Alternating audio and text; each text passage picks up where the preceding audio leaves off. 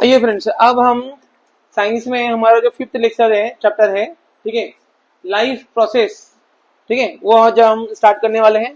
ठीक है, बड़ा ही इंटरेस्टिंग चैप्टर है ये वाला। ठीक है, आप देख रहे हैं यहाँ लाइफ प्रोसेस, जन्म से मृत्यु तक, बर्थ टू डेथ। ठीक है ना, हमें यहाँ समझना है। लेकिन कोई भी जीव जब जिंदा रहता है तो वो कुछ ना कुछ एक्टिविटी करता है अपने जिंदा रहने के लिए। ठीक है, तो सबसे पहले हम ये समझते हैं कि भाई हमारे यहाँ लिविंग ऑर्गेनिज्म कितने तरह के हैं। तो बेसिकली हमने इसको 2 किंगडम में डिवाइड किया है। ठीक है, एक है प्लांट किंगडम, यहाँ आगे जो बेटा जगह खाली है, वो सब भारी भरकम है 2 जन, ये थोड़े हल्के फुल्के हैं, अरेंज हो जाएगा। वो सत्यम बैठा है, आधे से ज्यादा जगह तो वो गिर लेगा। सोचिए कैसे बैठा हुआ है हमारे शक्ति के साथ, बराबर। पहलवान है यार, तो जगह उनको ज्यादा चाहिए होता है। चलिए वापिस आ जाते हैं। ठीक है, तो हमने पूरे हमारे जो बायो सिस्टम है, बराबर, आपको पता है हमारे अर्थ के ऊपर 3 स्फीयर है। ठीक है, लिथोस्फीयर, बायोस्फीयर और हाइड्रोस्फीयर। ये तीनों जब मिलते हैं तो क्या बनाते हैं, बायोस्फीयर बनाते हैं, बराबर, जिसके अंदर लिविंग ऑर्गेनिज्म रहते हैं। तो हमने बेसिकली ये लिविंग ऑर्गेनिज्म को 2 पार्ट में डिवाइड किया है। एक को हमने बोल दिया है प्लांट और एक को हमने बोल दिया है एनिमल। तो प्लांट किंगडम और एनिमल किंगडम, ऐसे 2 में हमने इसको डिवाइड कर दिया है। अब ये दोनों को जिंदा रहने के लिए कुछ प्रोसेस करने पड़ते हैं। सबसे पहला प्रोसेस तो भाई खाना चाहिए, बराबर, खाएंगे नहीं तो एनर्जी नहीं आएगी, बराबर, ठीक है ना। तो खाना खाएंगे तो खाना खाते ही सीधा तो एनर्जी आ नहीं जाएगी, बराबर, ठीक है ना। तो उसको प्रोसेस करना पड़ता है, बॉडी के अंदर वो प्रोसेस में आता है। तो पूरा प्रोसेस होता है, उसके बाद हमारा बॉडी जो है एनर्जी डेवलप करती है, एनर्जी क्रिएट करती है। ठीक है, इन द फॉर्म ऑफ ग्लूकोज। हमारे अर्थ के ऊपर हम ग्लूकोज के फॉर्म में एनर्जी जो लिविंग ऑर्गेनिज्म से वो यूज करते हैं। ठीक है ना, वो कन्वर्ट हो जाता है एटीपी में, पहले वो एडीपी में कन्वर्ट होता है, एडिनो डाइफॉस्फेट, और बाद में वो कन्वर्ट होता है एटीपी में। बराबर, ये एटीपी जो है वो एक तरह का हमारे बॉडी का सेल है, बैटरी। बैटरी क्या काम करती है भाई, उसको रिचार्ज करना पड़ेगा। मोबाइल है तो रिचार्ज करना पड़ता है, कोई भी हमारे पास इंस्ट्रूमेंट होता है, इलेक्ट्रॉनिक इंस्ट्रूमेंट जो रिचार्जेबल होता है, उसको रिचार्ज करना पड़ता है। रिचार्ज करते तो क्या होता है, एनर्जी स्टोर हो जाती है, फिर जब आप उसका यूज करते हो तो वो एनर्जी रिलीज करती है और वो हमारा गैजेट जो है वो वर्क करता है। ठीक है ना, तो हमारा बॉडी भी इसी तरह से है। हम खाना खाते तुरंत, वो भीम का लड्डू नहीं है, कोई खाना बस लड्डू लिया और ताकतवर आ गया, वो ऐसा नहीं होता है, बराबर। खाना पूरा खाएंगे, प्रोसेस होगा, वो एटीपी फॉर्म में हमारे बॉडी में स्टोर रहेगा, जब जरूरत होगा तब वो एनर्जी रिलीज करेगा, बराबर, और हम हमारा एक्टिविटी कर सकते हैं। ठीक है, ये पूरा प्रोसेस होता है। उसके लिए रेस्पिरेशन का भी जरूरी है, एक्सक्रेशन का भी जरूरी है, वो सारा प्रोसेस यहाँ पे हम समझते हैं। तो इस चैप्टर के अंदर आपको ये सब चीजें हमें समझना है। सबसे पहले जो सबसे मेजर हमारा पोर्शन है न्यूट्रिशन, उसके मेथड जो है वो हमें देखना है। Mode of nutrition, autotrophic nutrition होते हैं जो कि प्लांट वगैरह में होता है, बराबर। हेटरोट्रॉपिक न्यूट्रिशन होते हैं, न्यूट्रिशन इन ह्यूमन बीइंग होता है, और रेस्पिरेशन जो है, ये सारी चीजें हमें यहाँ समझना है। ठीक है, सेकेंड स्लाइड पे देखते हैं, इंट्रोडक्शन दिया हुआ है हमें। All living things perform certain life process like growth, expression, respiration, circulation etcetera. ठीक है, एक एक करके सबके टॉपिक्स हम समझ लेते हैं। ग्रोथ आपको पता है, कोई भी ऑब्जेक्ट लिविंग ऑर्गेनिज्म होता है, छोटा होता है, धीरे धीरे वो क्या होता है, बड़ा हो जाता है ना। हाथी का बच्चा भी छोटा होता है, इतना बड़ा विशाल का हाथी बन जाता है, जिराफ बन जाता है। इंसान जो है, बराबर, वो भी, ठीक है ना, बच्चा छोटा होता है, बड़ा हो जाता है, तो दैट इज द ग्रोथ। एक्सक्रेशंस, जो भी खाना खाते हैं वो हमारा बॉडी में वेस्ट जनरेट होता है। ठीक है, chemicals, unnecessary chemicals, toxic chemicals हमारे बॉडी में जनरेट होता है, जैसे कार्बन डाइऑक्साइड, यूरिया। ठीक है, तो ये हमारे बॉडी से बाहर निकालना जरूरी है, बराबर। तो उस प्रोसेस को हम कहते हैं excretion. Respiration, respiration means, generally आप रेस्पिरेशन का मतलब बोलेंगे सर सांस लेना, सांस लेने को इंग्लिश में कहते हैं ब्रीथिंग, बराबर। और रेस्पिरेशन का जो मीनिंग है वो इससे ज्यादा है।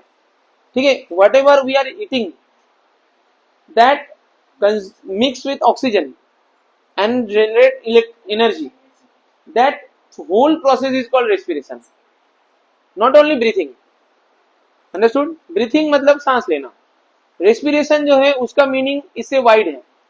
ठीक है, हम जो खाना खा रहे हैं, हम जो सांस ले रहे हैं जिसमें ऑक्सीजन आ रहा है, वो दोनों मिक्स हो रहे हैं और एनर्जी रिलीज कर रहे हैं। बराबर, हमारे बॉडी के एक एक सेल को ये एनर्जी मिलता है, ठीक है। वो पूरा प्रोसेस पूरा बॉडी में ये चीज होता है, वो होता है रेस्पिरेशन। तो रेस्पिरेशन जो है वो सेल्स तक में होता है। सर्कुलेशन, हम जो भी खाना खाते हैं वो सेल तक पहुंचे कैसे, हम जो ऑक्सीजन ले रहे हैं बराबर, वो हमारे हर सेल तक कैसे पहुंचेगा, पहुंचेगा तो आगे वो रेस्पिरेशन करेगा, जिंदा रहेगा, नहीं तो सेल तो मर जाएगा। बिना ऑक्सीजन का कैसे जिंदा रहेगा, है कि नहीं। तो वो हमारे बॉडी में सर्कुलेशन कैसे होता है वो हमें समझना है।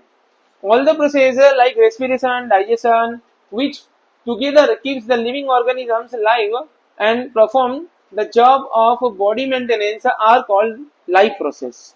So what is life process? कोई भी ऑर्गेनिज्म को जिंदा रहने के लिए जो कंपलसरी एक्टिविटी करना पड़ता है उसमें पढ़ाई नहीं आती। हाँ, जिंदा रहने के लिए पढ़ाई की जरूरत नहीं है कि नहीं।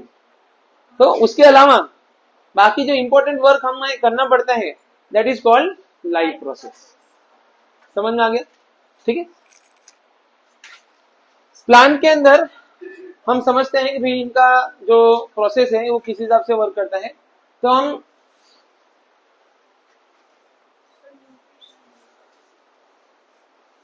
न्यूट्रिशन इन प्लांट, ठीक है ना, टॉपिक आपका दिया हुआ है। हाँ वही तो न्यूट्रिशन टॉपिक आपका है यहाँ पे, प्लांट के अंदर न्यूट्रिशन। अब प्लांट का जो न्यूट्रिशन है उस प्रोसेस को हम कहते हैं autotrophic nutrition. Auto means self, है ना, और nutrition means to acquire energy, to acquire food, ठीक है ना। तो प्लांट जो है अपना खाना खुद बना सकते हैं। आप बोलोगे सर मम्मी भी अपना खाना खुद बनाती है और हमको खिलाती भी है। It is not like that. Mummy को कुछ सामान चाहिए, बिना सामान का मम्मी खाना कैसे बनाएगी, है ना। लेकिन प्लांट को अपना खाना बनाने के लिए कुछ चाहिए होता है नहीं, ठीक है ना। वो सिर्फ पानी एब्जॉर्ब करती है, एटमॉस्फेयर से कार्बन डाइऑक्साइड बनाती है। इट सिंथेसाइज हिज फूड, बराबर। सिंथेसाइज मतलब प्रोड्यूस करना, बराबर। हम हमारा खाना सिंथेसाइज नहीं कर सकते, हम कुक कर सकते हैं। वी आर कुकिंग, बराबर, ठीक है ना। वी आर नॉट सिंथेसाइजिंग, बराबर। तो जो एनिमल अपना खाना खुद सिंथेसाइज कर सकते हो उनको हम ऑटोट्रॉफ कहते हैं। सिर्फ प्लांट नहीं, कुछ ऐसे बैक्टीरियाज हैं, बराबर, जो कि क्लोरोफिल वाले होते हैं, जिनके अंदर क्लोरोफिल होता है। They can also prepare their own food, वो भी अपना खाना खुद बना सकते हैं और उसको भी हम क्या कहते हैं, ऑटोट्रॉपिक न्यूट्रिशन कहते हैं। समझ में आया। ऑटोट्रॉपिक न्यूट्रिशन के लिए सबसे जरूरी चीज जो है वो है क्लोरोफिल। क्या है? क्लोरोफिल, ठीक है। क्लोरोफिल जो है वो ग्रीन प्लांट्स की लीफ के अंदर होता है, आपको पता है ना। क्लोरोफिल तो पहले भी आया हुआ है, इसलिए नॉर्मल सी बात है, ठीक है। क्लोरोफिल की जो जगह है वो है क्लोरोप्लास्ट। क्लोरोफिल कहाँ होता है? क्लोरोप्लास्ट में होता है, बराबर, ठीक है ना। और ये सारा स्ट्रक्चर जो है मिलकर हमारा बनता है एक स्टोमेटा।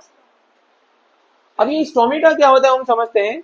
देखो, प्लांट्स को कार्बन डाइऑक्साइड चाहिए, गैसियस एक्सचेंज चाहिए। तू भी सुनना बेटा, तेरे में भी चलता रहेगी वाला, बराबर। आधा तो इसमें कवर हो जाएगा, बराबर ना। ये जो गैसेस एक्सचेंज करने के जो होल्स हैं, ठीक है, वो पत्तियों में होता है। अब वो हमें पत्ती देख के पता नहीं चलेगा इसके अंदर छोटे छोटे होल्स हैं, बराबर, ठीक है ना। लेकिन जब हम माइक्रोस्कोप के नीचे देखेंगे, प्रैक्टिकल की आपको दिखाऊंगा, माइक्रोस्कोप है हमारे यहाँ, बराबर, ठीक है ना। तो वो पत्ती के अंदर ही छोटे छोटे होल्स आपको दिखाई देंगे। ये होल्स आपको इस तरह से, बराबर, बीन शेप में, जो राजमा के दाने आते हैं उसके जैसे आपको दिखाई देते हैं, बराबर। ग्रीन ग्रीन कलर के आपके रहेंगे चारों तरफ, इस तरह से ग्रीन पैचेस आपको दिखाई देंगे। तो ये पूरा स्ट्रक्चर जो है वो बनता है स्टोमेटा। स्टोमेटा जो है वो ओपन होता है, स्टोमेटा जो है वो क्लोज होता है। जब क्लोज होता है तो गैसेस एक्सचेंज नहीं होगा, जब ओपन होता है तो गैसेस एक्सचेंज होता है। इसका एक मैकेनिज्म है। ये ओपन क्लोज कैसे होता है? प्लांट के पास तो कोई मसल है नहीं, हमारे बॉडी में मसल्स है, तो हम हमारे हाथ पैर को मूव कर सकते हैं, हमारे ऑर्गन्स को मूव कर सकते हैं, ठीक है ना। लेकिन प्लांट्स के पास ऐसा कोई मसल होता नहीं है। तो उसके लिए जो काम आता है वो है वाटर। क्या काम आता है? वाटर। ये स्टोमेटा के दोनों तरफ गार्ड सेल्स होते हैं। स्टोमेटा के दोनों तरफ क्या होते हैं? गार्ड सेल्स, ठीक है। रूट्स के द्वारा जो वाटर एब्जॉर्ब होता है वो एब्जॉर्ब कहाँ चला जाता है? गार्ड सेल्स के अंदर चला जाता है। तो गार्ड सेल्स फूल जाते हैं। जब वो फूल जाते हैं ना तो वो एक दूसरे से दूर चले जाते हैं, बराबर, ठीक है ना। ये प्रोसेस ठीक उसी तरह से होता है जैसे वो बच्चों के जंपिंग, देखा ना आपने, अलग अलग शेप की जंपिंग्स बन जाते हैं, बराबर। कार्टून कैरेक्टर आ जाता है, कैसल शेप हो जाता है, स्लाइड बन जाता है, कितने ऊंचे ऊंचे बन जाते हैं, 3-3 फ्लोर के, बच्चे उसमें जंपिंग करते हैं, बराबर। तो वो इतना फूला हुआ कैसे रहता है? क्या भरते हैं उसके अंदर? हवा भरते हैं ना, और हवा निकाल दे तो पिचक जाएगा। सेम प्रोसेस जो है यहाँ पे भी होता है। ये गार्ड सेल्स के अंदर पानी भर जाता है, तो गार्ड सेल्स फूल जाते हैं और स्टोमेटा ओपन हो जाता है, समझ में? ठीक है। अब सन जो है उसके हीट के कारण ये जो वाटर होता है इनके ऊपर वो इवेपोरेट हो जाता है, बराबर। तो गार्ड सेल्स के अंदर पानी चला जाता है, निकल जाता है, और जैसे ही पानी निकल जाता है तो वो क्या होते हैं? सिकुड़ जाते हैं, और सिकुड़ जाते हैं तो वो बंद हो जाते हैं। बोलो, स्टोमेटा ओपन क्लोज कैसे होता है, पता चला है ना? तो ये हमारा प्रोसेस होता है स्टोमेटा का ओपन और क्लोज होने का, बराबर। इनका जो वॉल होता है उनमें आप देखिए क्लोरोप्लास्ट होता है, समझ में आया? गार्ड सेल्स के अंदर क्या होता है? क्लोरोप्लास्ट होता है, और क्लोरोप्लास्ट के अंदर क्या होता है? क्लोरोफिल होता है। बोलो, समझ में आया आपको पूरा process?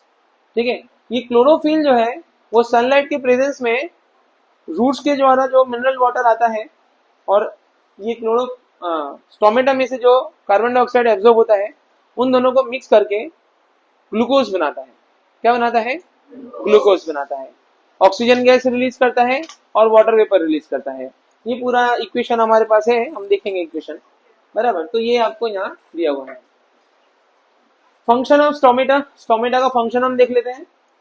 Exchange of gases, lose large amount of water in the form of vapour. बोलो, ये पता चला आपको? ठीक है ना। Different organism utilize a different nutrition process as it depends upon the source of carbon from where the food is present.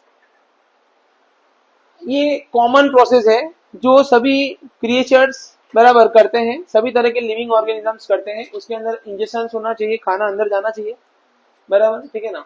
Digestion होना चाहिए, डाइजेस्ट होने के बाद उसके अंदर से जो न्यूट्रिशन है वो उसका एब्जॉर्प्शन होना चाहिए, एब्जॉर्प्शन के बाद उसका यूटिलाइजेशन होना चाहिए, जिसको हम एसिमुलेशन कहते हैं, हमारे बॉडी में उसका यूज होना चाहिए।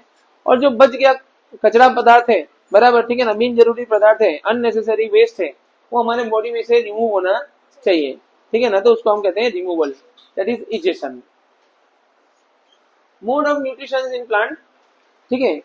स्टोमेटा का हमने देख लिया बेसिक उसका स्ट्रक्चर वगैरह, ठीक है। अब न्यूट्रिशन हम देख लेते हैं। प्लांट्स के अंदर सबसे, जैसा मैंने आपको बताया, ऑटोट्रॉपिक न्यूट्रिशन होता है, ठीक है ना। दूसरा आता है make their own food, that is autotrophic nutrition. कुछ प्लांट्स ऐसे होते हैं जो दूसरे जीवों को खाते हैं, पता है आपको? एक नाम बताइए। पीचर प्लांट, देखा ना आपने, बराबर। पीचर प्लांट जो होता है वो दूसरे प्लांट्स को, दूसरे जो कीड़े मकोड़े होते हैं, बराबर, उनको वो अट्रैक्ट करता है, और कीड़े मकोड़े उसके टब के अंदर गिर जाता है, मग जैसा होता है वो, ऊपर एक फ्लिपर आता है, बराबर, ठीक है ना, नीचे से मग होता है, ठीक है, और मग के अंदर डाइजेस्टिव जूस भरा हुआ होता है, वो पीचर प्लांट होता है, बराबर। कोई भी कीड़ा जो है उसके अंदर से ना बदबू जैसा आता है, तो कीड़े मकोड़े उसकी तरफ अट्रैक्ट होते हैं, तो कीड़े जैसे उसके ऊपर आके बैठते हैं तो एक वो बेहोशी वाला धुआं निकलता है, मतलब गैस निकलता है उसमें से, तो वो बेहोश होकर नीचे टब में गिर जाता है, बराबर, डाइजेस्टिव जूस के अंदर, और फिर अंदर से पूरा वो डाइजेस्ट हो जाता है, तो वो होता है हमारा पीचर प्लांट, बराबर, ठीक है ना। सैंड ड्यू प्लांट जो होता है वो भी इसी तरह से होता है, सैंड ड्यू प्लांट्स, ठीक है। तो वो एनिमल्स को खाते हैं, बराबर, लेकिन वो भी होते हैं ग्रीन कलर के ही, बराबर। उसको हम पैरासिटिक प्लांट भी कहते हैं। कुछ प्लांट जो होते हैं वो पैरासिटिक भी होते हैं, बराबर, ठीक है ना। उसके अंदर भी टॉपिक आएगा, मैं आपको बताऊंगा। दूसरा आपका आता है nutrition in animals.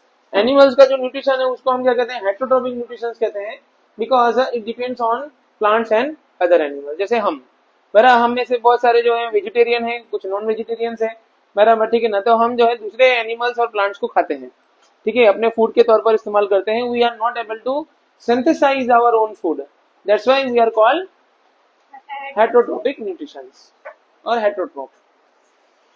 Autotrophic nutrition मैंने आपको समझाया, ठीक है ना। वही चीज एक बार हम फटाफट यहाँ पे देख लेते हैं।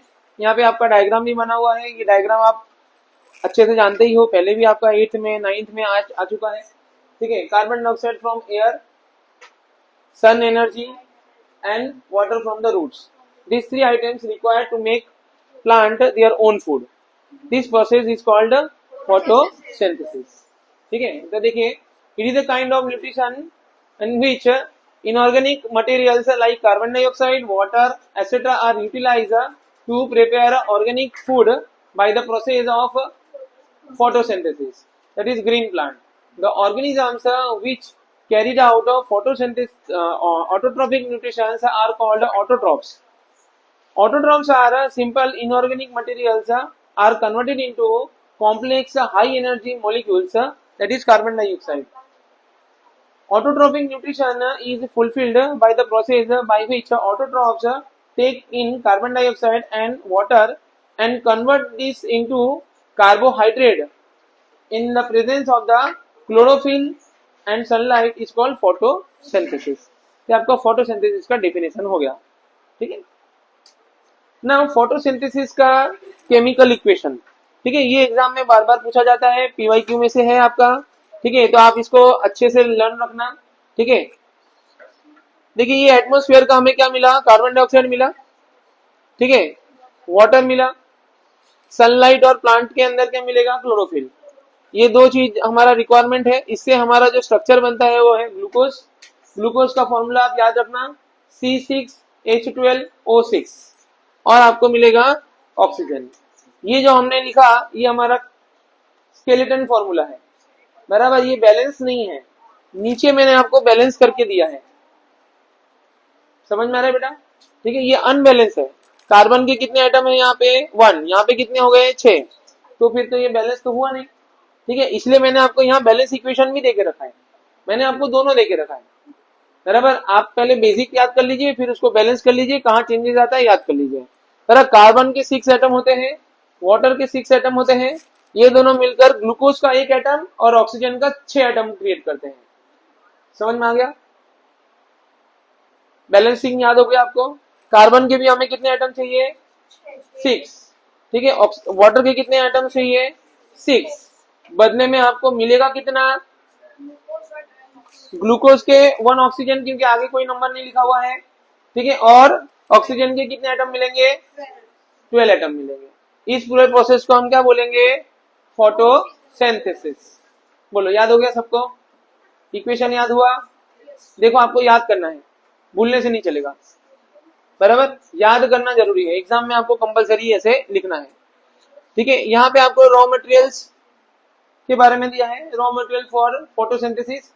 सनलाइट इज इनऑर्गेनिक मटेरियल्स, बराबर। इनऑर्गेनिक मतलब क्या होता है, जो लिविंग नहीं है, बराबर। जो लिविंग है उसको हम कहते हैं ऑर्गेनिक मटेरियल, जो लिविंग नहीं है उसको हम क्या कहते हैं, inorganic material. Chlorophyll, sunlight absorb by the chlorophyll, carbon dioxide enters through the stomata and the oxygen is released as a byproduct through the stomata on leaves. Water plus dissolved minerals like nitrogen, phosphorus etc. are taken up by the roots of the soil, ठीक है। तो जो water plants absorb करते हैं उसके अंदर कौन कौन से मिनरल्स होते हैं, तो बेसिक मिनरल्स उसमें होते हैं नाइट्रोजन एंड फॉस्फोरस। बोलो, ये सीट आपको समझ में आ गया, ठीक है। दूसरा सीट, साइट ऑफ फोटोसिंथेसिस, यानी फोटोसिंथेसिस होता कहाँ है। तो फोटोसिंथेसिस देखिए, ये स्ट्रक्चर आपको दिया हुआ है पत्ते का, बराबर, लीफ का, ठीक है। तो इसके अंदर आप देखिए क्या क्या दिया हुआ है, ये लीफ का टुकड़ा है जिसको एक्सपांड करके आपको दिखाया है, बराबर। इसके अंदर फ्लोएम और जाइलम दो तरह के वेसल्स होते हैं प्लांट के अंदर, वो भी हम आगे देखेंगे, बराबर, ठीक है ना। Some cells contain green pigment which are cell organelle called chloroplast which contain chlorophyll. So अगर आपको क्वेश्चन एग्जाम में पूछे, है ना, where in which part of plant chlorophyll obtain, है ना, तो आप क्या लिखोगे, क्लोरोप्लास्ट, ठीक है। The main event of photosynthesis, photosynthesis के अंदर मेन इवेंट में क्या होता है, absorption of light energy by chlorophyll, conversion of light energy into chemical energy and splitting of water into the hydrogen and oxygen, reduction of carbon dioxide to carbohydrate। Carbon dioxide जो absorb कर रहे हैं वो carbohydrate में convert हो जाता है और ऑक्सीजन जो है वो रिलीज हो जाता है। ये सारे डायग्राम जो है आपके टेक्स्ट बुक के हैं, तो जो टेक्स्ट बुक के जो प्रोसेस है उसी के हिसाब से आपको यहाँ पे दिया हुआ है, बराबर, ठीक है ना।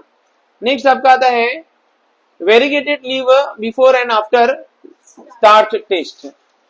अब हमें ये बता रहना है कि भाई जो पत्तियां होती है ना, they produce starch, starch mean glucose, बराबर, ठीक है ना। तो वो हम चेक कैसे करेंगे?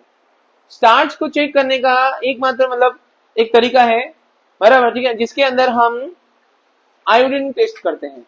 कौन सा टेस्ट करते हैं? आयोडीन टेस्ट करते हैं। आयोडीन और स्टार्च को जब मिला जाता है तो वो कलर चेंज कर लेता है, बराबर, क्या करता है? कलर चेंज कर लेता है। तो वो एक केमिकल रिएक्शन है ना, हमने केमिकल रिएक्शन में पढ़ा था, है ना, क्या था उसका शॉर्ट फॉर्म? सेक्ट, है ना। तो सेक्ट का फुल फॉर्म क्या था? S for state change, C for colour change, है ना, ई फॉर इवोल्यूशन ऑफ, और लास्ट में टी फॉर टेम्परेचर चेंज। तो उसके अंदर चेंज इन कलर जो था वो एक केमिकल चेंज था। तो यही केमिकल चेंज हम यहाँ पे कर सकते हैं। आप देखते हैं पत्ते जो है चेंज हो गया कलर, उसका डार्क कलर का हो जाएगा, डार्क ब्राउन ब्लैक कलर का हो जाता है जब हम स्टार्च और आयोडीन को मिक्स करते हैं, तो ठीक है ना। तो अब हम क्या करते हैं, एक पत्ते जो है हम यहाँ पे सिलेक्ट कर लेते हैं, ठीक है। मैं आपको समझा देता हूँ, फिर रीड करके समझाते हैं प्रोसेस इसका क्या है, ठीक है। इसको हम कहते हैं वेरीगेटेड लीव्स। पत्ते को लेना है आपको, उसको गर्म करना है, थोड़ी देर गर्म पानी में उसको रखना है, तो क्या होगा, पत्ते में से जो बाकी के कलर होंगे वो निकल जाएंगे, और भी थोड़े कलर अगर उसके अंदर बच गए, ग्रीन कलर जो उसका आता है, क्लोरोफिल कलर जो आता है, वो अगर बच गए तो उसको भी अगर निकालना है तो अल्कोहल के अंदर हमें उसको डिप करना है, तो बाकी के जो भी कलर रहेंगे ना वो उसमें से निकल जाते हैं। अब हमारे पास जो लीफ बचेगा वो ग्रीन कलर का नहीं रहेगा, वो पेल ग्रीन कलर का या लाइट येलो कलर का, व्हाइटिश कलर का ऐसा रहेगा, उसका कलर उड़ गया होगा, ठीक है। अब उसके ऊपर जब हम आयोडीन के ड्रॉप्स डालेंगे, आयोडीन के ड्रॉप्स आपको लिक्विड जो है मिलता है बाहर, है ना, बस वो ड्रॉप जैसे हम डालेंगे, ठीक है ना, तो पत्ते का कुछ कुछ हिस्सा जहाँ पे फोटोसिंथेसिस हुआ होगा, बराबर, तो वो हिस्सा जो है वो डार्क कलर का हो जाएगा, डार्क ब्राउन ब्लैक कलर का हो जाएगा। तो इससे ये पता चलता है कि भैया स्टार्च और क्लोरोफिल मिले हैं और इनका कलर चेंज हुआ है। तो पत्ते जो है वो स्टार्च यानी ग्लूकोज प्रोड्यूस करते हैं। तो इस तरह से ये हमारा एक्सपेरिमेंट पूरा होता है, ठीक है। एक बार फटाफट हम रीड कर लेते हैं। Select a potted plant that has variegated and multi colour leaves such as a money plant और croton. Place the plant in the completely dark place for about 3 days to ensure that all stored starch is consumed. Then expose the plant to the sunlight for approximately 6 hours. Pick one of the leaves from the plant, identify and mark the green part on the sheet of the paper. Next, transfer the leaves into the beaker filled with alcohol. Gently heat the beaker into the water in a water bath until the alcohol starch is boiled. Boil the leaves into hot water for a few minutes to soften it. Notice the change in the leaves color and observe the alcohol's color. Put the leaves into the dilute iodine solution and it soak for a few minutes. Take the leaves and wash the excess iodine solutions. Look at the leaves colors now and compare it with the areas marked earlier. What can you infer about the starch present in the different parts of the leaves? तो हम देख सकते हैं यहाँ पे इन्होंने क्या किया, जो ग्रीन पार्ट था ना वहां पे उन्होंने मार्किंग कर दी, ठीक है। और एक्सपेरिमेंट के बाद उन्होंने देखा कि जहां जहां ग्रीन कलर था वहां वो ज्यादा डार्क हो गया, मतलब जहां ग्रीन कलर था वहां पे स्टार्च प्रोड्यूस हुआ। तो इससे क्या पता चलता है, वे क्लोरोफिल जो है वो स्टार्च प्रोडक्शन के लिए जरूरी है। आई बात समझ में, ठीक है। वेरीगेटेड लीफ एक्सपेरिमेंट, ठीक है, आप याद रखना इसको। नेक्स्ट हमारा आता है हेटरोट्रोपिक न्यूट्रिशन, ठीक है। हेटरोट्रोपिक न्यूट्रिशन में अलग अलग टाइप आते हैं, बराबर। इसमें सबसे पहले हम देखते हैं इसका definition. Kind of nutrition in which organisms do not possess the ability to synthesise. Word याद रखना आप, सिंथेसाइज में बार बार आपको ये बता रहा हूं अगर फूड का सिंथेसाइज हो रहा है तो आपका ऑटोट्रोपिक न्यूट्रिशन कहलाता है। अगर फूड का सिंथेसाइज नहीं हो रहा है, सिर्फ कुकिंग हो रहा है, हीटिंग हो रहा है, तो it is not autotrophic nutrition. ठीक है ना। तो ऑटोट्रोपिक न्यूट्रिशन तभी होगा जब फूड का सिंथेसाइज होगा, जो कि प्लांट में होता है, या जिन बैक्टीरिया में क्लोरोफिल होता है, ग्रीन कलर के जो बैक्टीरिया होते हैं, ठीक है ना, उनमें होता है। तो यहाँ हमें खास वर्ड याद रखना है, सिंथेसाइज। ठीक है, synthesise their own food, they depend on autotrophs for their food supply directly और indirectly, for example animal and fungi. Now holozoic nutrition, animal take in solid food and break down inside the body, for example amoeba और animals. हम खाना खाते हैं, वो खाना हमारे शरीर के अंदर डाइजेस्ट होता है, ठीक है ना, बराबर। तो ये जो प्रोसेस है इसको हम कहते हैं होलोजोइक न्यूट्रिशन। दूसरा आपका आता है saprophytic nutrition. Organisms need not to feed on dead and decaying matters, for example fungi. ना जो फंजाई होता है, बराबर, ठीक है ना, आपने वो देखा होगा मशरूम्स, बराबर, ठीक है ना, मशरूम का प्रोडक्शन का अगर आप वीडियो देखो, बराबर, तो आप मशरूम खाने की आपकी इच्छा ना हो, बराबर, ठीक है ना। ऐसे तो मशरूम तो बहुत चल रहा है अभी तो, है जो भी चाइनीज फूड आइटम्स हैं वहाँ मशरूम चल रहे हैं, बराबर, लेकिन बनता हुआ उसको उगता हुआ देखोगे तो आपको खाने की इच्छा नहीं होगी, बराबर, ठीक है ना। जो भी सड़ी गली चीजें होती है वहां पे मशरूम उगता है, बराबर। तो मशरूम को उगाने के लिए सड़ी हुई जगह होनी चाहिए, बराबर। ये इस तरह के जो क्रिएचर्स होते हैं उनको हम कहते हैं सैप्रोफाइटिक। सैप्रोफाइटिक मतलब जो चीज ऑलरेडी सड़ गई है। देखो हम खाना खाते हैं तो खाने का डाइजेशन हमारे पेट के अंदर होता है, लेकिन डाइजेशन के अंदर भी वो खाना सड़ता ही है, बराबर। खाना जो है वो डाइजेशन में सड़ना ही है उनको, बराबर। जो एसिड हमारे पेट में है, जो गैस्ट्रिक जूस हमारे बॉडी में है, ठीक है ना, वो उस खाने को क्या करता है, सड़ाता है। लेकिन वो सड़ाने का प्रोसेस जो है वो फास्ट करता है, बराबर, ठीक है ना। 5 घंटे में पूरा खाना सड़ जाता है, बराबर। सड़ने के बाद उसके जो मॉलिक्यूल्स हैं वो अलग अलग हो जाते हैं, और फिर हमारा इंटेस्टाइन्स जो है, बराबर, उन चीजों को एब्जॉर्ब कर लेता है, बराबर। तो इस तरह से पूरा न्यूट्रिशन हमारे बॉडी में चला जाता है, बराबर। अब फंगी जैसे जो क्रिएचर्स होते हैं वो खाने को अपने पेट के अंदर नहीं लेते। क्यों? क्योंकि खाना ऑलरेडी तो सड़ा हुआ है बाहर ही, है ना। तो क्या करते हैं, उसके चारों तरफ एंजाइम्स छोड़ते हैं, वो एंजाइम्स उसको और अच्छे से थोड़ा डाइजेस्ट कर देते हैं, और फिर उसको क्या करते हैं, वो आराम से एब्जॉर्ब कर लेते हैं, बराबर, ठीक है ना। तो इस तरह की जो प्रोसेस होता है उसको हम क्या कहते हैं, सैप्रोफिटिक न्यूट्रिशन। नेक्स्ट न्यूट्रिशन जो है वो है पैरासिटिक न्यूट्रिशन, ठीक है ना, जैसे मॉस्किटोज, बराबर, ठीक है ना। तो आपको देखा है मॉस्किटोज जो है हमारा खून पीते हैं, बराबर, हमको मार नहीं डालते, बराबर। शेर क्या करेगा, खून थोड़ी पिएगा, वो मांस भी खा जाएगा, बराबर, ठीक है ना, वो मार डालेगा, बराबर, ठीक है ना। तो वो कार्निवरस। लेकिन जो बेड बग्स हो गया, खटमल, इधर शक्ति सिंह खटमल देखा है, छोटा सा होता है, बराबर, ठीक है ना। फिर बालों में जुए पड़ते जाते हैं, ठीक है। मच्छर तो मैंने आपको बता दिया। इसके अलावा पानी के अंदर आपने देखा होगा जोंक होता है, लीचन, बराबर, लीच, ठीक है। वो छोटा सा कीड़ा जैसा होता है, उसका 7 टीथ होता है, बराबर। वो है ना ऐसे शक्कर के साथ चिपक जाता है और खून चूसता है, बराबर, ठीक है ना, और खुद फूल जाता है, ठीक है। तो इस तरह से जो जीव होते हैं, बराबर, वो दूसरे जीवों को पूरा खा नहीं जाते, उनका इस्तेमाल करते हैं, बराबर। उसको हम कहते हैं पैरासाइट्स, बराबर। पैरासाइट 2 तरह के होते हैं, एक्सो पैरासाइट और एंडो पैरासाइट, बराबर। एंडो पैरासाइट मतलब जो शरीर के अंदर जाता है, बराबर, ठीक है ना, जैसे प्लाज्माडियम, बराबर। प्लाज्मोडियम जो है वो हमारे बॉडी के अंदर का पैरासाइट है, बॉडी में जाता है, हमको अलग अलग तरह की बीमारियां देता है, बराबर, ठीक है ना। और एक्सो पैरासाइट जो हमारे शरीर के बाहर देता है, बाहर से हमें नुकसान पहुंचाता है, हमें मार नहीं देगा लेकिन हमारे शरीर को नुकसान पहुंचाएगा, ठीक है। ऐसा ही एक पैरासाइट प्लांट का भी है, प्लांट पैरासाइट, बराबर, वो है प्लांट, लेकिन वो प्लांट का पैरासाइट है।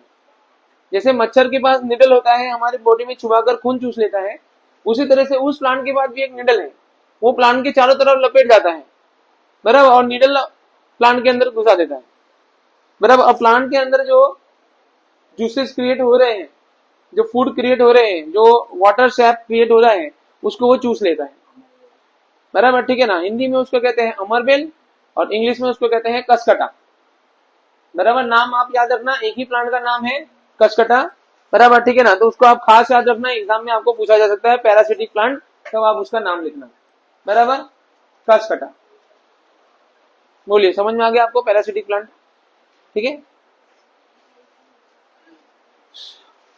मोस्ट पीवाईक्यू के अंदर पूछा जाने वाला क्वेश्चन है, बराबर, ठीक है, nutrition in amoeba, holozoic nutrition. बराबर, ठीक है ना। इसलिए ये डायग्राम भी दिया हुआ है, इसका पूरा प्रोसेस आपको दिया हुआ है, ठीक है। इसको आपको एकदम लर्न बाय हार्ट करना है विथ डायग्राम। टेक्स्ट बुक के अंदर भी आपको डायग्राम दिया हुआ है। ये पीवाईक्यू के अंदर पूछा जाने वाला क्वेश्चन है, प्रीवियस ईयर क्वेश्चन, ठीक है ना। तो आपको इसे एकदम से लर्न बाय हार्ट करना है, ठीक है। प्रोसेस में बता देता हूं। सबसे पहले आपको समझना है स्यूडोपोडिया।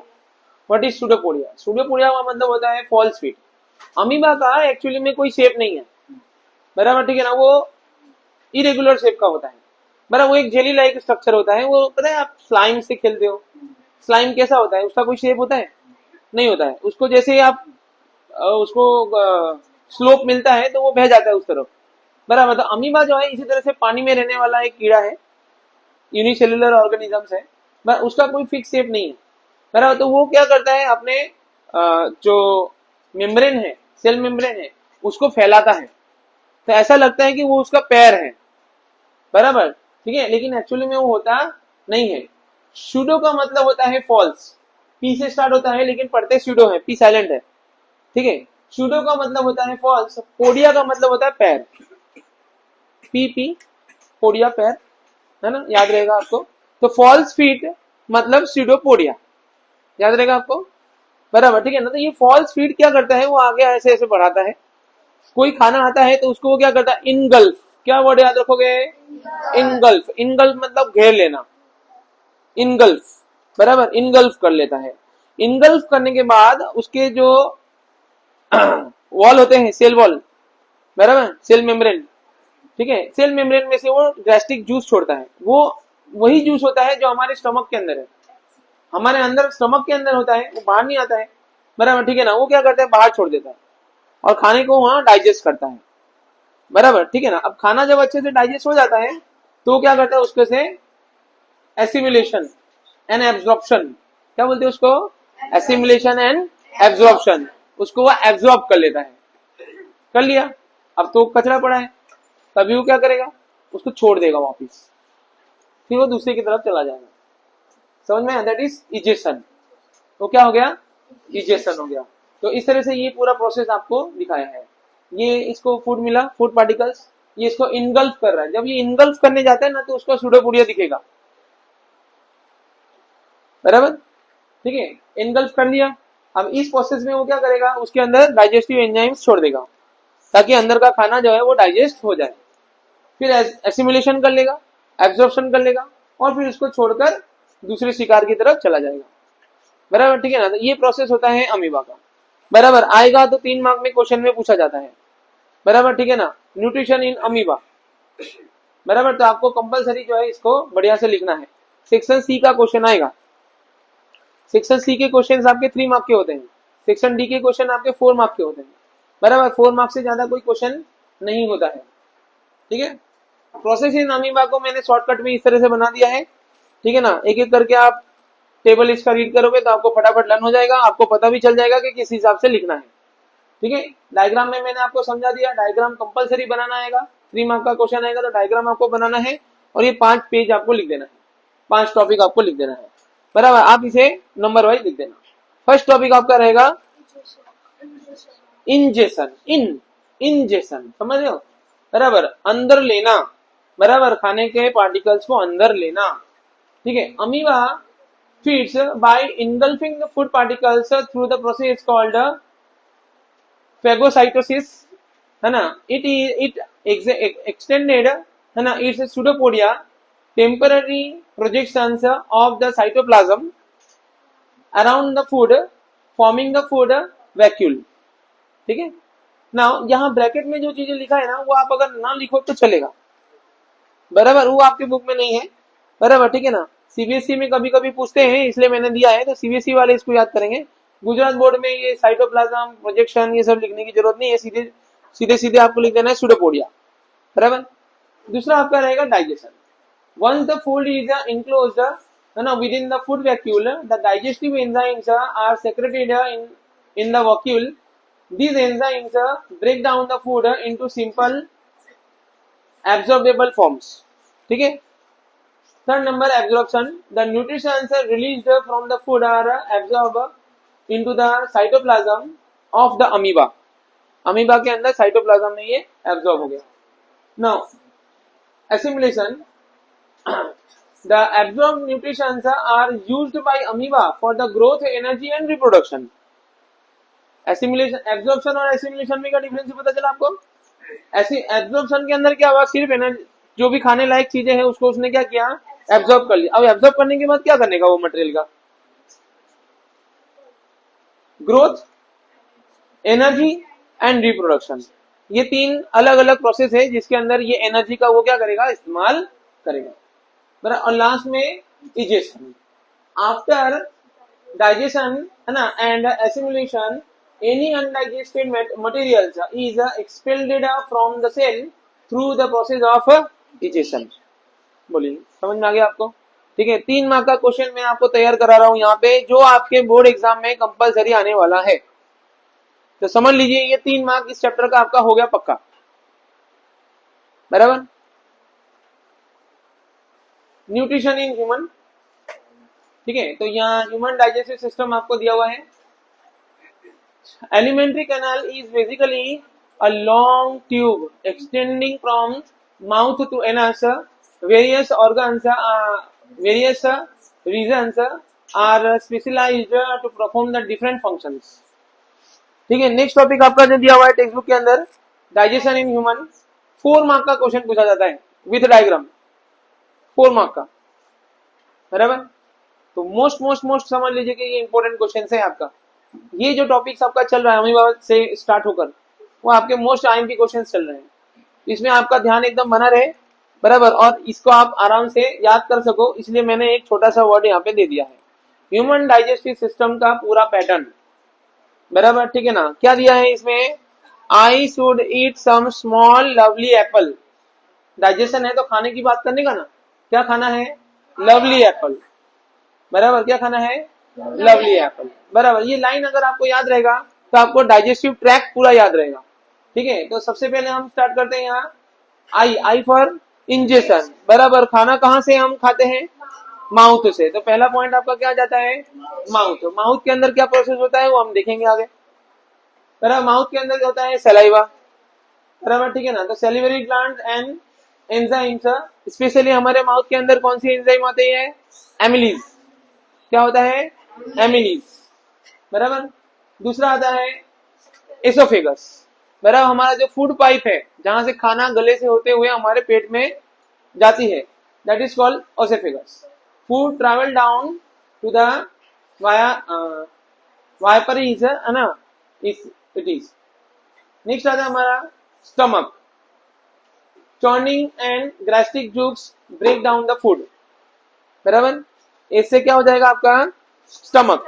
स्टमक जो है वो एक पाउच होता है, क्या होता है, पाउच, बराबर, ठीक है ना। जो भी खाना खाते हैं, बराबर, तो उसके अंदर जमा हो जाता है। स्टमक के अंदर होता है बहुत सारा हाइड्रोक्लोरिक एसिड, बराबर, ठीक है ना। जो खाने को सड़ाने के साथ साथ खाने के अंदर जो जर्म्स आते हैं, उन जर्म्स को भी वो नष्ट कर देते हैं, बराबर, क्योंकि वो इतना एसिडिक होता है कि उसमें कोई भी जर्म जिंदा नहीं रह पाता, बराबर। नेक्स्ट दोबारा आएगा आपका S, that is space for small intestine, बराबर। स्मॉल इंटेस्टाइन जो है मेनली हमारे फूड का जो डाइजेशन होता है वो स्मॉल इंटेस्टाइन के अंदर होता है, बराबर। कहाँ होता है, स्मॉल इंटेस्टाइन के अंदर। स्मॉल इंटेस्टाइन के अंदर 2 जगह से एंजाइम्स आते हैं, एक लीवर का एंजाइम आता है, बराबर, और दूसरा पेनक्रियाज में से एंजाइम आता है, बराबर। हम देखेंगे आगे। Large intestine absorption, large intestine का मेन फंक्शन, मेन वर्क हमारा होता है वो डाइजेस्टेड फूड के अंदर से जो न्यूट्रिशन है उसको एब्सॉर्ब करना। और लास्ट में आपका एनस, जो कि शरीर में से कचरा बाहर निकालने का प्रोसेस है। बोलो, समझ में आया ये वाला?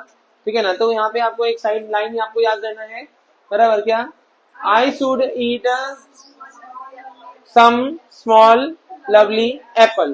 तो आपको यहाँ से आई से आ जाएगा इंजेक्शन के लिए माउथ, बराबर, ठीक है ना। एस से आ जाएगा सेलिवरी ग्लैंड, उसके अंदर कौन सा एंजाइम होता है, एमाइल्स, ठीक है। देन ई से एसोफेगस, ठीक है, it is a food pipe, है ना, that joint mouth with the stomach, ठीक है। ऐसा आप शॉर्ट में भी लिख सकते हो। दूसरा आपका आएगा स्मॉल एस, एस मतलब स्मॉल इंटेस्ट स्टमक, बराबर। और दूसरा एस का मतलब स्मॉल इंटेस्टाइन, स्टमक फिर स्मॉल इंटेस्टाइन, ठीक है। तो स्मॉल इंटेस्टाइन के बाद L, L for large intestine, है ना, और ए फॉर एनस। बोलिए, याद हो जाएगा आपको। तो आपको खाली एक लाइन याद रखना है, कौन सा, I should eat some small lovely apple. तो आपको पूरा का पूरा डाइजेस्टिव ट्रैक याद हो जाएगा। बोलो, इजी। साइंस को इस बार इजी में इजी बनाने का कोशिश किया है। जहां जहां भी आपको ट्रैक आएगा, बराबर, कोई बड़ा प्रोसेस आएगा, उसके लिए मैंने कुछ ना कुछ शॉर्टकट बना के रखा है, बराबर, ठीक है। आपको वो शॉर्टकट जो है वो भूलना नहीं है। कहीं पे भी आप किसी से बात कर रहे हो, अपने फ्रेंड से बात कर रहे हो, अपने ही क्लास वाले से, हाँ, बाहर वाले को नहीं सिखाने का, नहीं तो वो लोग सीख लेंगे, तुमसे ज्यादा नंबर ले आएंगे, बराबर। इसलिए ये सारा जो ब्रह्मास्त्र है ना, अपने पास ही रखने का, बराबर। आपस में बात करो, एक दूसरे को पूछो, चल बता दे डाइजेस्टिव ट्रैक। तो तुम कोड में बात करोगे तो किसी को पता भी नहीं चलेगा क्या बोला, बराबर। लेकिन तुम्हारा पूरा चैप्टर, पूरा पॉइंट रिवाइज हो गया। तुमको सिर्फ इतना ही लाइन बोलना है ना एक दूसरे को, तो है ना, I should eat some lovely apple, small lovely apple, बराबर। उसमें तुम स्मॉल भी लगा दो या सम लगा दो, बराबर, वो तुम्हारे हिसाब से थोड़ा आगे पीछे कर सकते हो, बराबर। यहाँ से एक मोटा सा इंसान भी बना है एप्पल खाता हुआ, तो आपको याद रहेगा, खा रहा है, डाइजेस्टिव ट्रैक।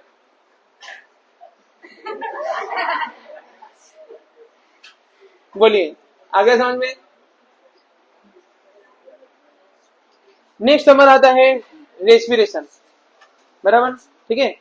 रेस्पिरेशन, रेस्पिरेशन के अंदर आपका रहेगा इट इन्वॉल्व्स गैसियस एक्सचेंज।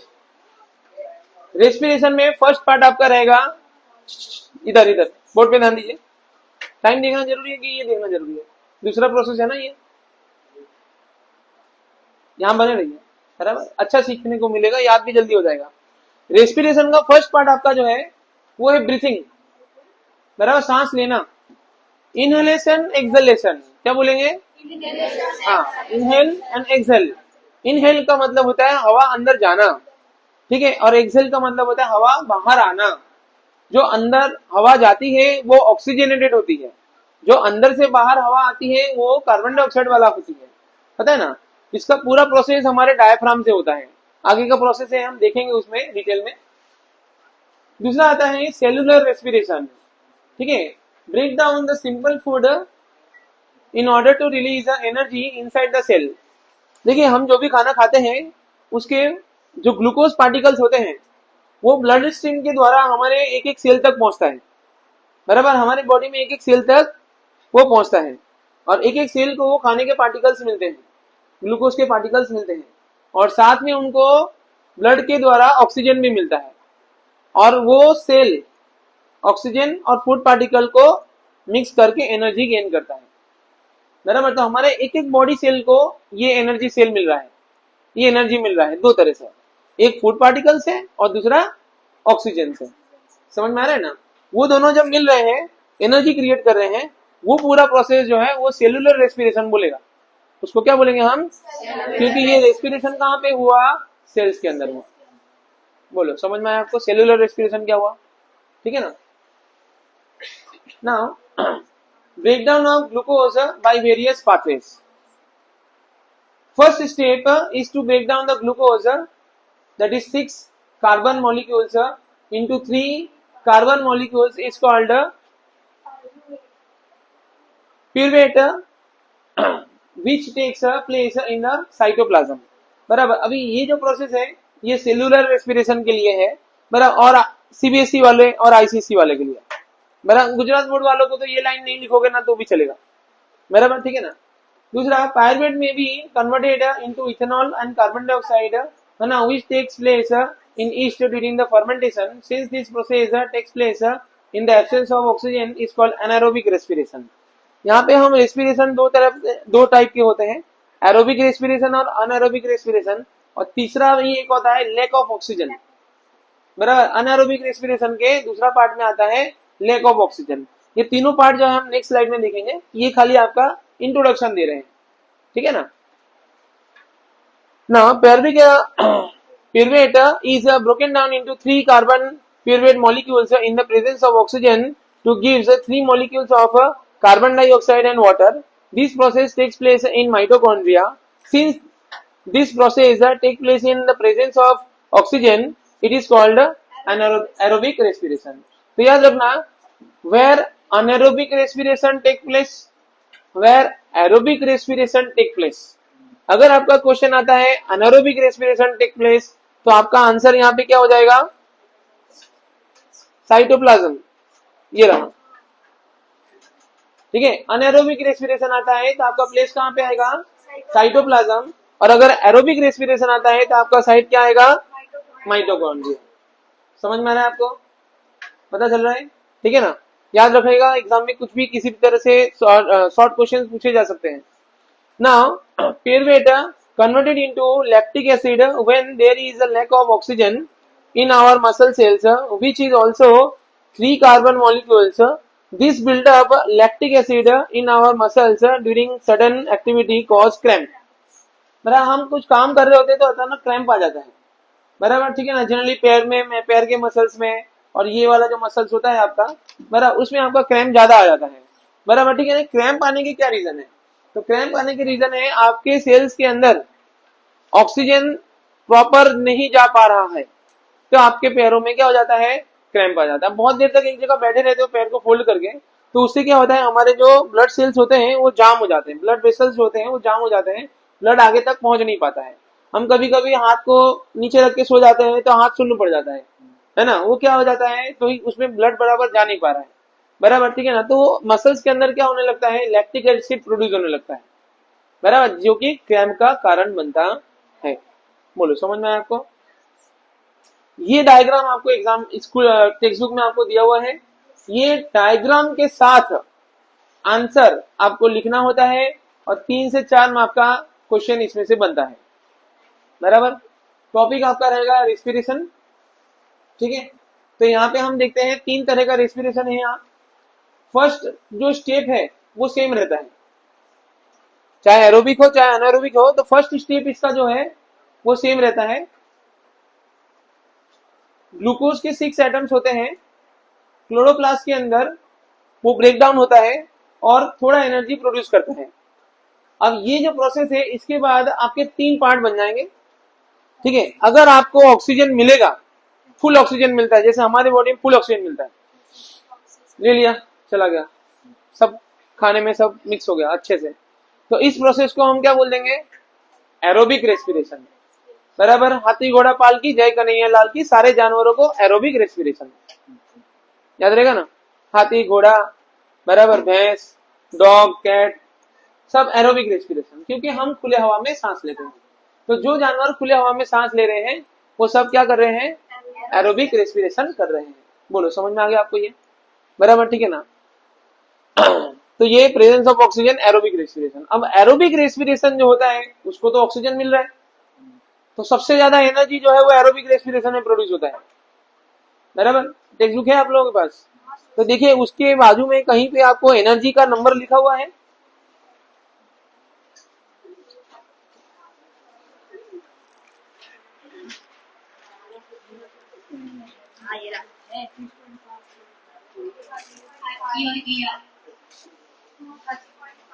दिया है आपको।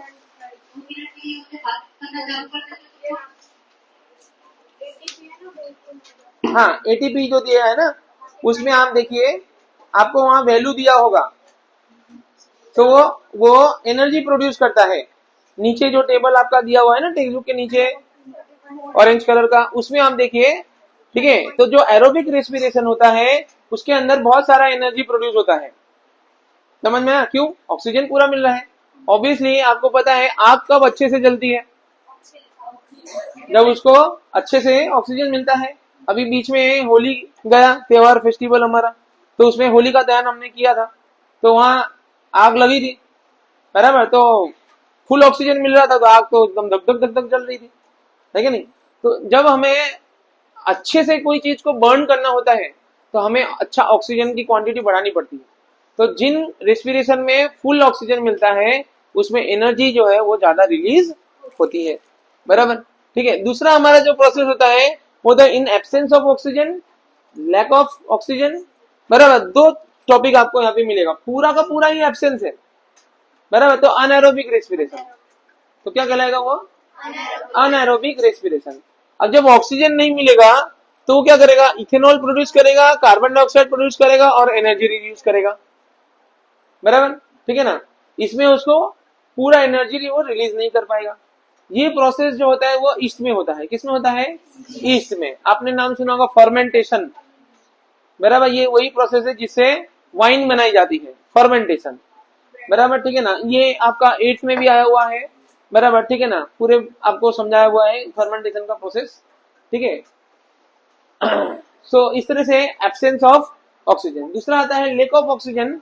लेक ऑफ ऑक्सीजन जो है वो हमारे मसल्स में होते हैं, बराबर, क्योंकि मसल्स जो है वो हवा के डायरेक्ट कांटेक्ट में नहीं होता है, बराबर। मैं एक्सरसाइज कर रहा हूँ, ठीक है, कोई काम कर रहा हूँ, तो मेरे मसल्स को ऑक्सीजन चाहिए। मैं दौड़ रहा हूँ, मेरे पैर के मसल्स को ऑक्सीजन चाहिए, तो उसे हमारे ब्रीथिंग प्रोसेस पे डिपेंड रहना पड़ेगा, बराबर। इसलिए जब हम कोई मेहनत वाला काम करते हैं तो हम जोर जोर से सांस लेते हैं, हमारी सांस फूलने लगती है, बराबर। क्यों, क्योंकि मसल्स को ज्यादा ऑक्सीजन प्रोवाइड करना होता है, समझ में है ना, बराबर। ये पूरा प्रोसेस होता है, तो उसको हम कहते हैं lake of oxygen.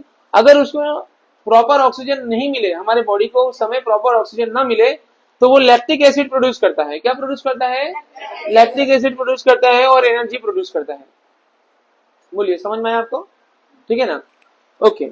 The energy release during the cellular respiration is immediately used to synthesize a molecule called ATP, which is used to fuel all the other activities in the cells. In this process, ATP is break down, giving rise to fill the amount of energy which can derive the endothermic reactions taking place in the cell. The rate of breathing aquatic organisms, which is faster than seen in the terrestrial organisms, because the amount of dissolved oxygen is fairly now compared to the amount of oxygen in the air. ये आपका एक question का answer है, why terrestrial animals produce more energy in respiration than aquatic animal। मेरा aquatic animal कहाँ रहता है, पानी में। पानी के अंदर ऑक्सीजन की क्वांटिटी कम होती है ना, हवा में ऑक्सीजन की क्वांटिटी पानी से ज्यादा होती है। तो जो हवा से डायरेक्ट सांस ले रहे हैं उनको ज्यादा ऑक्सीजन मिल रहा है ना, as compare to aquatic animals, है ना। इसलिए मछलियों को बहुत ज्यादा सांस लेना पड़ता है। आपने देखा होगा मछलियां जो हमेशा मुंह चलाती रहती है, बराबर, पानी पीती रहती है, बराबर। पानी के साथ ऑक्सीजन जाता है, उनके गिल से बाहर निकल जाता है और ऑक्सीजन उनकी बॉडी में मिलता रहता है। लेकिन उतना ज्यादा ब्रीथिंग टेरेस्ट्रियल एनिमल्स को नहीं करना पड़ता है, बराबर, बिकॉज यहाँ ऑक्सीजन की क्वांटिटी ज्यादा है। तो हम एक बार सांस लेते हैं तो उसमें ज्यादा ऑक्सीजन हमारे बॉडी में चला जाता है। बोलो, समझ में आया आपको। ये आपका एक पीवाईक्यू में से ही है, बराबर, आईएमपी क्वेश्चन का एक आंसर है जो मैंने यहाँ ऐड करवा दिया है, ठीक है। तो वो आप याद रखना। डिफरेंट बना के भी मैंने आपको दे दिया है, बराबर, उसमें भी पढ़ा, इसमें भी पढ़ा। बस ये पढ़ने से पहले हमें डाइजेस्टिव ट्रैक्ट का शॉर्टकट जो है वो याद करना पड़ेगा। क्या था,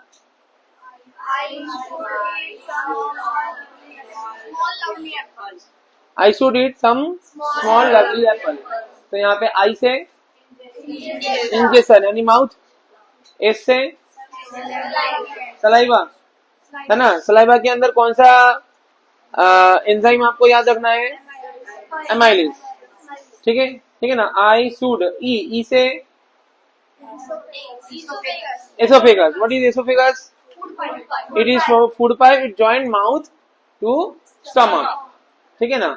आई शुड ईट सम स्टमक, ठीक है ना, जहाँ पे अलग अलग गैस्ट्रिक जूस जो है मिक्स होते हैं और उसके अंदर हाइड्रोक्लोरिक एसिड होता है जो खाने के अंदर वायरस बैक्टीरिया को डिस्ट्रॉय करता है, ठीक है, और खाने को चर्निंग, चर्निंग यानी उसको जब हम खाना खाते हैं ना तो हमारा स्टमक है ना वो इस तरह से चर्न करता है, खाने को मिक्स करता है अच्छे से, हमको नहीं पता चलता कि पेट के अंदर वो घूम रहा है, बराबर ठीक है ना, लेकिन वो हमारे पेट के अंदर वो ऑटोमेटिक हो जाता है, बराबर ठीक है ना, हमें वो चीज फील नहीं होता है, बराबर ठीक है, तो दैट इज कॉल्ड चंटिंग, बराबर। तो स्टमक के बाद दूसरा स्मॉल इंटेस्टाइन, ठीक है, तो सम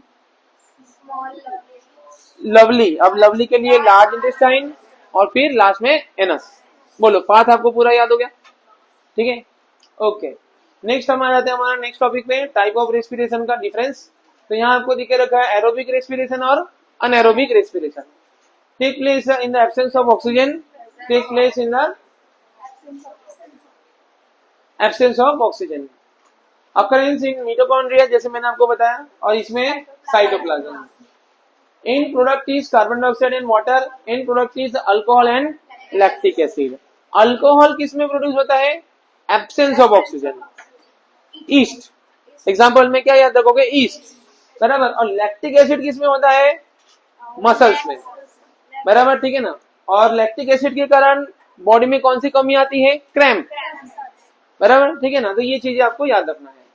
मोर amount of energy is release as it gets more oxygen, यहाँ पे less amount of energy is release.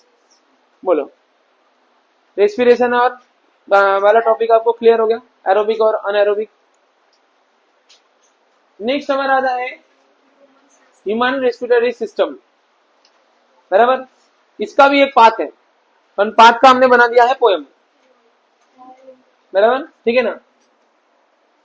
तो पाथ पहले हम समझ लेते हैं पोएम के तौर पे, बराबर ठीक है ना। पोएम अगर आप याद रखोगे तो आपको ये पाथ याद हो जाएगा, ठीक है। Air in the nose down it flows, pharynx larynx where the voice grows, बराबर। फेरेनिक लैरिंक्स ये गला जिसके अंदर वोकल बॉक्स होता है, इसलिए वॉइस ग्रोज, बराबर। ट्रेचिया स्प्लिट, ट्रेचिया जो है वो आगे जाके स्प्लिट हो जाता है, बराबर। स्प्लिट होके क्या बनता है? Bronchi in bits, bronchioles is a small, alveoli do it all, बराबर। ये पूरा आपका रेस्पिरेशन प्रोसेस का पोएम है, बराबर ठीक है ना। इसको आपको याद कर लेना है, एक दूसरे को सुनाना है, बार बार एक दूसरे को सुनाना है, बराबर ठीक है ना। मैं पूछूं तो आप ये बता देना, ठीक है। तो आपका पूरा रेस्पिरेशन टॉपिक जो है क्लियर हो जाएगा, ठीक है। अभी हम ये फिगर के अंदर इसको समझ लेते हैं, ठीक है, और पोएम के हिसाब से इसको समझते हैं। Nose is the passage of air, है ना, that makes enter the gases to our lungs. यहाँ पे रेस्पिरेशन प्रोसेस जो है, बराबर ठीक है ना, उसमें हम ब्रीथिंग प्रोसेस समझ रहे हैं। रेस्पिरेशन हमारा हो चुका है, अब ये ब्रीथिंग प्रोसेस जो है वो हम समझ रहे हैं। तो ब्रीथिंग प्रोसेस के लिए लंग्स जो है वो मैकेनिज्म, उसका मैकेनिज्म हमें समझना है। लंग्स जो है वो बलून जैसे है, बराबर ठीक है ना। हवा भरेगा फूल जाएगा, बराबर, और उस पर फोर्स करेगा तो वो हवा बाहर आ जाएगा, ठीक है। इसका मेन एक्टिविटी जो होता है वो हमारे डायफ्राम से होता है। ये नीचे का जो हिस्सा होता है हमारे लंग्स के नीचे का हिस्सा, वो होता है डायफ्राम। पर डायफ्राम को जब हम नीचे पुश करते हैं पेट फूल जाएगा, यहाँ पे फूलेगा आपका, ठीक है, ठीक चेस्ट के नीचे आपका फूलेगा। पर ये जो हिस्सा आपका फूल रहा है वो डायफ्राम नीचे पुश कर रहा है। डायफ्राम जब नीचे पुश करेगा तो यहाँ पे वैक्यूम क्रिएट होगा, हमारे लंग्स के अंदर क्या होगा? वैक्यूम क्रिएट होगा, और ये वैक्यूम जब क्रिएट होगा तो हवा अंदर चली जाएगी और हमारा लंग्स अंदर से फूल जाएगा, मेरा आपका चेस्ट फुला हुआ दिखता है ना। वो आर्मी में लोग जाते हैं ना, बोलते छाती फुलाओ, खड़े हो जाते हैं, बराबर ठीक है। तो इट इज लाइक दैट। तो इस तरह से आपका लंग्स जो है, बराबर ठीक है ना, इट एक्सपांड। समझ में आ रहा है आपको? बराबर ठीक है ना। ना अब ये जैसे फूड पाइप होता है वैसे विंड पाइप होता है, बराबर। विंड पाइप जो है उसको हम लैरिंक्स और फेरेनिक्स कहते हैं। ऊपर का जो हिस्सा है उसको हम फेरेनिक्स कहते हैं, फेरेंक्स, बराबर, और नीचे लैरिंक्स, बराबर। लैरिंक्स जो है वो आपका ये गले का जो खंटी है ना, डट्टा दिखता है गले में, है नहीं है कि नहीं? देख लो, चेक कर लो भाई, भगवान ने कुछ कमी तो नहीं रख दी, बराबर ठीक है। कुछ लोगों का विजिबल है, कुछ लोगों का विजिबल नहीं है, ठीक है, इट डिपेंड्स, ठीक है। तो वो है आपका लैरिंक्स। लैरिंक्स जो है वो हमारा वोकल बॉक्स होता है, हमारा जो साउंड निकलता है बराबर, वो पूरा मैकेनिज्म वहां पे होता है। अभी हम साउंड के बारे में नहीं पढ़ रहे हैं, हम सिर्फ ये सोच रहे हैं सांस कैसे अंदर जाती है, ठीक है ना, हवा कैसे अंदर जाती है। ये जो पाइप है आगे जाती है, तो ये रिंग से कार्टिलेजेस है। आप अपने गले में टच करोगे यहाँ तो आपको कुछ रिंग रिंग जैसा दिखेगा, ज्यादा जोर से मत दबाना, टूट जाएगा खाली टच करना, ठीक है, तो आपको रिंग रिंग दिखेगा। ये सी शेप होता है, अंदर नहीं होता, बाहर से ये सी शेप दिखता है बराबर। अब वो कार्टिलेज है। अभी इसमें देखो क्या होता है ना, खाने का जो पाइप होता है ना, ऐसे फूड पाइप है ना, ऐसे क्लोज होता है। बस जैसे हम खाना खाते हैं ना बराबर, तो खाना यूं मसल्स खुलता है बराबर, ठीक है ना, मतलब बंद होता है, फिर नीचे का खुलता है और वो नीचे पुश हो जाता है। हम अगर उल्टा होकर भी खाना खाएंगे ना, तो खाना हमारे पेट में ही जाएगा बराबर, ऐसा नहीं कि नाक से बाहर आ गया बराबर, ऐसा होता है। उल्टा अगर तुम पानी पियोगे, पानी फिर भी स्टमक नहीं जाएगा, because it move through muscular movement. क्या बोलते हैं उसको? Muscular movement. वो क्लोज होता है, पहले से क्या होता है, क्लोज होता है। अब मान लो कि हमारा सांस की नली ऐसे क्लोज हो तो, और कभी ना खुले तो, खुल नहीं रहा है भगवान ने ये चीज सोचा है बराबर, इसलिए विंड पाइप को तो क्लोज रखा है, मस्कुलर मूवमेंट, खाना आएगा तो खुलेगा बराबर, और वन बाई वन वो नीचे पुश होकर चला जाएगा हमारे स्टमक के अंदर। ये प्रोसेस में ये होता है, खाना ऊपर से आता है और नीचे इस तरह से खुल के नीचे की तरफ पुश हो जाता है मसल्स के द्वारा। लेकिन जो विंड पाइप है ना, उसको खुला रखना पड़ा, कभी भी इमरजेंसी हो सकता है, सोते हुए खुले नहीं, बंद रह गया ना भाई, तो खुला ही रख उसको बराबर। तो जिस मटेरियल का हमारा कान बना है, हमारा नाक बना है, कार्टिलेज बराबर, ये जो है ये सॉफ्ट बोन्स होते हैं बराबर, ठीक है ना, आजू बाजू खींचो मत ज्यादा जोर से बराबर, बाहर आ जाएगा बेचारे का, ठीक है। तो इस तरह से ये कार्टिलेज से हमारा यहाँ पे विंड पाइप जो है बना हुआ है। इधर इधर बेटा इधर, विंड पाइप किसका बना हुआ है? कार्टिलेज के द्वारा बराबर, जो कि शेप प्रोवाइड करता है। क्या प्रोवाइड करता है? शेप प्रोवाइड करता है, और विंड पाइप को हमेशा ओपन रखता है बराबर, ठीक है ना। तो इसलिए सांस लेने में हम कंटिन्यूअस जो है, हमें ध्यान रहे ना रहे बराबर, ठीक है ना, तो ऑटोमेटिक वो सांस हमारी चलती रहती है, तो पैसेज हमारा ओपन रहता है विंड पाइप का। बताओ, इतना समझ में आया आपको? अब हमारे बॉडी में दो लंग्स है बराबर, ठीक है ना, इसलिए क्या होता है कि इसके दो ब्रांच बन जाते हैं, क्योंकि एक पाइप से तो आ रहा है हवा, अब दोनों में कैसे जाएगा, तो इसलिए वहां बीच में जो है वो ब्रोंकलिस क्रिएट होते हैं बराबर, और वो ब्रोंकलिस जो है आगे जाके एल्वुली बनाते हैं। ये एल्वुली जो है हमारे रेस्पिरेटरी ऑर्गन का सबसे छोटा ऑर्गन है बराबर। ये छोटे छोटे छोटे छोटे एयर बबल्स है, एकदम छोटे छोटे बराबर। वो बोबा सूप पिया है आपने? बोबा का आता है ना, वो ड्रिंक्स आता है, पिया है? बोबा ड्रिंक्स ही बोलते हैं उसको। छोटे छोटे छोटे छोटे उसके अंदर आते हैं, बॉल्स जैसे, है ना, बड़े टेस्टी लगते हैं यार बराबर, ट्राई करना कभी, ठीक है। हाँ, उसको बोबा कहते हैं। देवा रे देवा, ये कौन सा बोबा यस। तो ऐसे छोटे छोटे बॉल्स वहां पे बनते हैं जो हमारे लंग्स के अंदर है। अभी जब हम सांस ले रहे हैं, इधर इधर वरुण पिलाएगा तेरे को, शक्ति पिलाएगा, बहुत पैसा है उसके पास तो चिंता मत कर, तू उससे उगरानी मत कर, जो पैसे वाले उसको पकड़ दो, उनको गिला देगा तेरे को आराम से, ठीक है ना। अभी देखिए, ये जो एयर सेक्स होते हैं ना, जब हम सांस लेते हैं तो ये एयर सेक्स के अंदर हवा भर जाती है।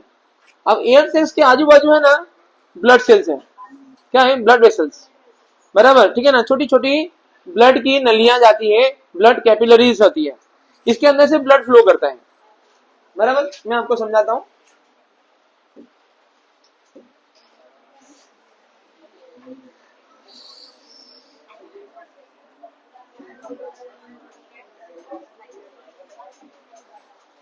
देखिए, ये छोटे छोटे जो एयर सेक्स हैं इस तरह से, इसके चारों तरफ जो है ब्लड वेसल्स होते हैं, जिसके अंदर ब्लड सेल्स होते हैं।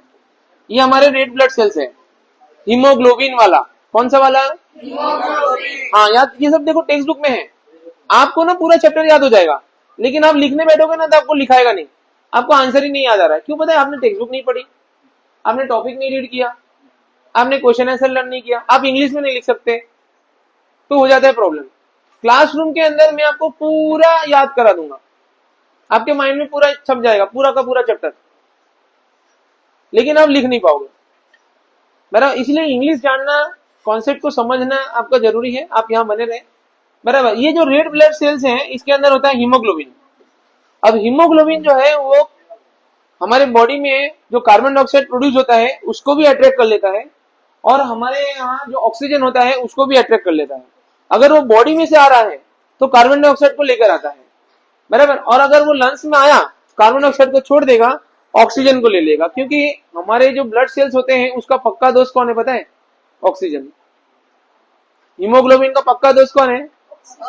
ऑक्सीजन। तो ऑक्सीजन आएगा ना तो कार्बन डाइऑक्साइड को वो क्या करेगा? छोड़ देगा। कार्बन डाइऑक्साइड 2 नंबर का फ्रेंड, ऑक्सीजन 1 नंबर का फ्रेंड। समझ में आया ना? और ये लेके जाता है कौन है? लेके आता कौन है? हीमोग्लोबिन, बराबर। Red blood cells, red blood cells के अंदर क्या होता है? खास हीमोग्लोबिन होता है। समझ में आया आपको? बराबर। तो ये हीमोग्लोबिन वाला जो ब्लड है जिसके अंदर कार्बन डाइऑक्साइड है, वो कार्बन डाइऑक्साइड को यहाँ दे देता है CO2, और हमने सांस के अंदर जो ऑक्सीजन लिया है, ब्रीथिंग के अंदर जो ऑक्सीजन लिया है, वो ये ऑक्सीजन जो है ब्लड को दे देता है। अब ये ब्लड के अंदर क्या आ जाता है? ऑक्सीजन वाला ब्लड आ जाता है। तो ये ऑक्सीजन वाला ब्लड जो होता है वो वापिस चला जाता है हमारे हार्ट के अंदर। आगे का प्रोसेस बाद में देखेंगे, बराबर। अभी हम देख रहे हैं ब्रीथिंग प्रोसेस, बराबर। तो इतना सारा चीजें देखो हमारे बॉडी में हर सेकंड हो रहा है। भगवान का क्रिएशन देखो, कैसे सोचा उसने कि इस तरह के जीव हमें बनाना है। इतने करोड़ों करोड़ों जीवों के अंदर ये पूरा प्रोसेस हो रहा है, आपके अंदर, हमारे अंदर हो रहा है, इसलिए हम भगवान को याद करते हैं, बराबर। जब आप चीजों को पढ़ोगे ना तब आपको पता चलेगा कि यार ये चीज कैसे पॉसिबल, कैसे है। आज तक इंसान बोलता है हम यहाँ चले गए, हम चांद पे चले गए, मंगल पे चले गए। एक लंच बना के दिखाओ। किसी का लंच फेल हो जाता है, बेचारा मर जाता है, लंच कैंसर, बराबर। आर्टिफिशियल लंच तो बना नहीं पाए। तो कितना प्रोसेस करके ये चीजें हमारे बॉडी में डेवलप हुए हैं, वो खाली आप इसका मैकेनिज्म देखिए, बराबर। इतनी छोटी छोटी चीजें जो है हमारे बॉडी में हो रहा है, हर सेकंड हो रहा है, हमें कुछ पता ही नहीं चल रहा है। आई बात समझ में बेटा? ठीक है। तो इस तरह से ये कार्बन डाइऑक्साइड यहाँ चला जाता है, जो कि हमारे सांस के द्वारा एक्सेल में वापिस बाहर आ जाता है। पूरा प्रोसेस आपको समझ में आया? ठीक है ना? एक बार हम रीड कर लेते हैं।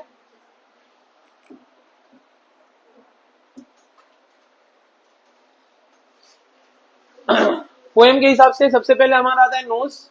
नोज का जो ये फ्लिपर्स आपको दिखते हैं, दैट इज कॉल्ड नॉस्ट्रिल्स, बराबर। ठीक है ना? तो nostrils, air is taken in the body, nasal passage, है ना। It is the channel of air flow through the nose, nasal cavity. It is linked with the hair and mucous membrane. It warms, moisturize and filter the air before it reaches the lungs. देखिए सिर्फ हमारा नाक जो है इतना बड़ा process करता है ना, जिसकी कोई लिमिट नहीं है। आप देखिए ये एसी है, बराबर, चल रहा है, तो इसी एसी के अंदर फिल्टर लगा होता है।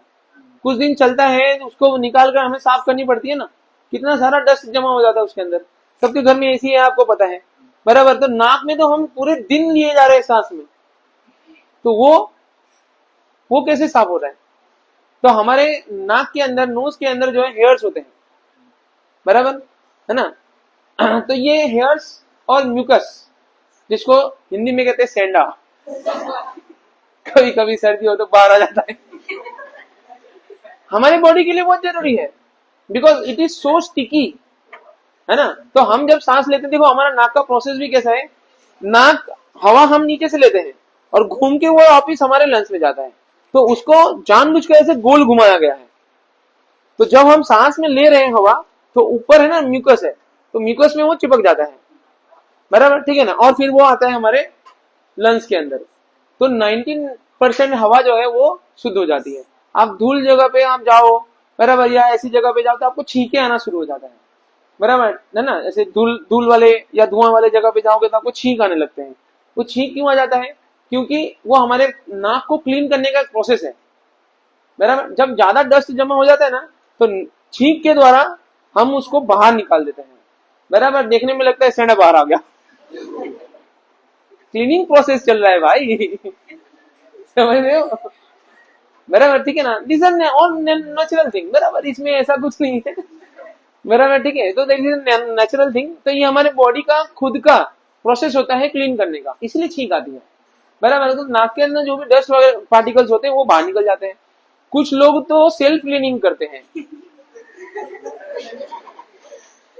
कहां तक उंगली, आधा तो ब्रेन में चला जाता है भाई। समझ में आ रहा है आपको?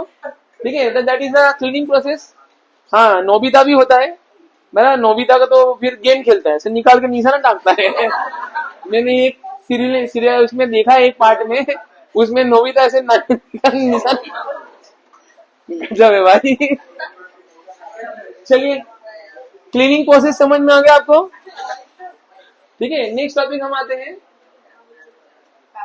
फेरिंक्स और लैरिंक्स। ठीक है, pharynx it contains ring of cartilage, जो गले का हिस्सा हमारा होता है उसको हम फेरिंक्स कहते हैं, बराबर, ठीक है ना। और उसके आगे का जो हिस्सा होता है जहाँ पे हमारा वोकल बॉक्स है, बराबर, उसको हम लैरिंक्स कहते हैं। ट्रेचिया एंड ब्रोंचिस, खास ध्यान दीजिएगा, फेरिंक्स स्प्लिट इनटू टू ट्रेचियाज, है ना, and ओसेफेगस। It connects the larynx, that is voice box, to the bronchus of the lungs. It provides airflow and from the lungs is for respiration, है ना, the lungs through them. Bronchis get smaller when they reaches closer to the lungs tissues and are called bronchioles.